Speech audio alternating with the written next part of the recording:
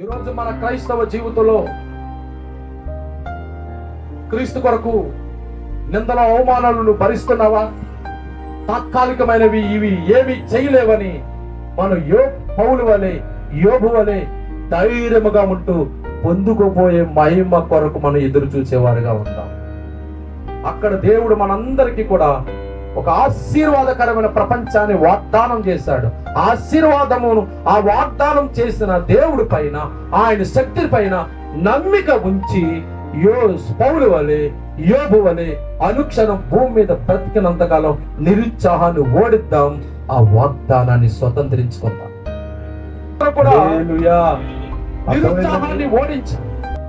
నిరుత్సాహాన్ని ఓడించడంలో మనకి అపోస్తలుడైన పౌలు, యోబు కూడా మాదిరికరంగా ఉన్నారు. దేవుడు స్తోత్రం అనేది.